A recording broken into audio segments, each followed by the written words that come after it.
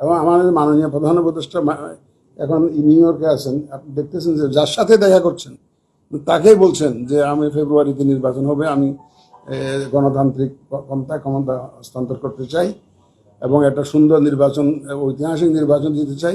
আমি একটা জিনিস বুঝলাম না যে এনসিপি শাপলা চেয়েছে, এটা নিয়ে আপনারা খুব আলাপ আলোচনা করেন। এই বিষয়ে আমার সিনিয়র সচিব মহোদয় বিস্তারিত ব্যাখ্যা করেছেন, আমি আর বেশি বেশি কথা বলতে চাই না। শুধু এটুকু বলি, শাপলা চেয়েছিল কিন্তু নাগরিক ঐক্য, মাহমুদুর রহমান মান্নার যে দল আছে নাগরিক ঐক্য, ওরা কিন্তু প্রথম চেয়েছিল, একবার দরখাস্ত দিয়েছে, তারপর আমার সাথে ওনাদের ডেলিগেশন দেখা করেছে। তখন আপনারা কোনো কিছু দিয়ে আলোচনা করবেন, আলোচনায় তো আনেনি নাই যে এই শাপলা নিয়ে যে নাগরিক ঐক্য, এখন এত করে আলোচনা করতেছে না, আমি বুঝলাম না।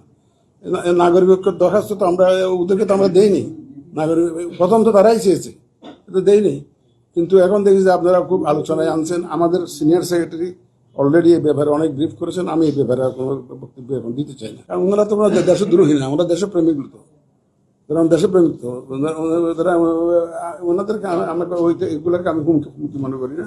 ওনারাও দেশপ্রেমিক, ওনারাও দেশের মঙ্গল চান, দেশের ভালো চান, এবং যে ধরনের কর্মকাণ্ড করলে দেশের মঙ্গল হবে সেটা ওনারাও বুঝেন।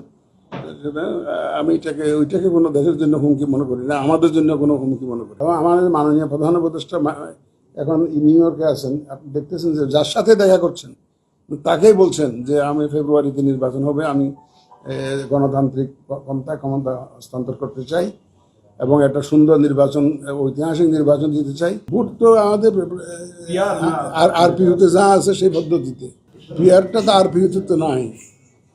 আমার সামনে তো আরপিইউ, আমি তো আমাকে যদি আরপিইউটা বদলাইয়া যদি এটা অন্য একটা দিয়ে দেয় তাহলে এটা আর আইন না বদলাইলে তো পারি না আমি।